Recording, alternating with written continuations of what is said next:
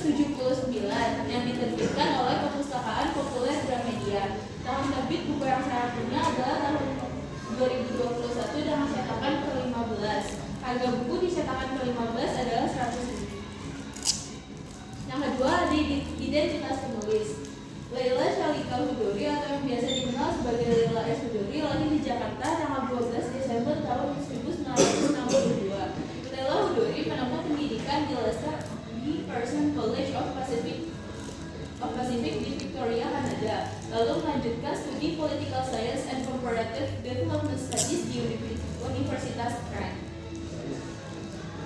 Sinopsis buku ini menceritakan tentang perjuangan seorang aktivis bernama Biro Laut Wibisana dan kelompok diskusinya di Jogja. Biro Laut memiliki kegemaran membaca sastra, terutama sastra klasik, sastra yang menceritakan tentang wayang, dan sastra yang dianggap sebagai buah kiri pada masanya. Hal ini timbul karena kegemarannya Laut melihat dan mendengarkan sang ayah menceritakan tentang kejamnya rezim pada masa itu. Karena pekerjaan sang ayah sendiri sebagai reporter, Biro Laut dapat ikut ke kelompok diskusinya karena diajak oleh Kinan, karena memiliki kegemaran yang sama. Awalnya kelompok diskusi Winata dan Wirasena membahas tentang diskusi buku-buku yang dianggap blok kiri pada saat itu.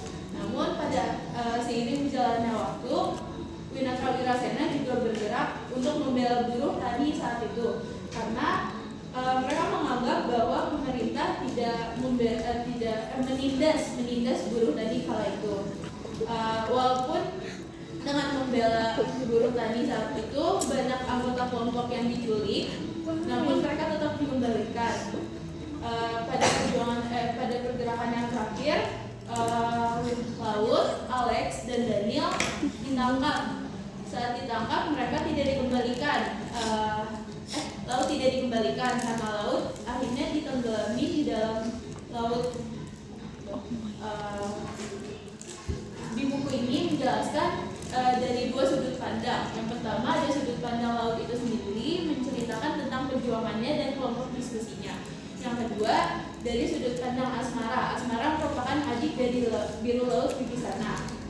Di sudut pandang Asmara menceritakan bagaimana keluarganya merasa terpuruk dan tetap menunggu untuk Laut kembali. Padahal mereka juga tahu bahwa Laut tidak akan kembali. Buku ini juga menceritakan tidak hanya perjuangan Laut dan kelompok diskusinya, tapi juga menceritakan tentang kehangatan keluarga Laut, Asmara, dan ayah dan ibu di sini diceritakan sebagai keluarga yang harmonis, hangat, dan sangat mendukung satu sama lain. Selain cerita tentang keluarga, di sini juga ada percikan sedikit tentang romansnya. Romansi di cerita ini menceritakan tentang Laut dan rencana yang Anjay. Kelebihan dan kekurangan di buku ini. Kelebihannya adalah novel ini menggambarkan dengan baik bagaimana kejamnya rezim Soeharto saat itu dan membawa pembaca kembali mengenal apa yang terjadi dan membuatnya tidak menutup mata, telinga, dan juga perasaan.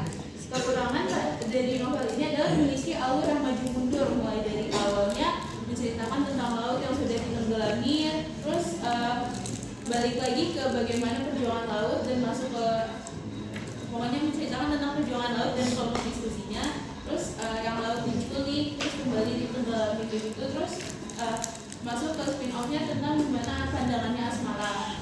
Jadi mungkin membuat beberapa pembaca juga sedikit kebingungan. Terus kutipan yang saya sukai, yang pertama ada sejarah bukan hanya sekedar catatan masa lalu, tapi juga sebagai pelajaran untuk masa depan.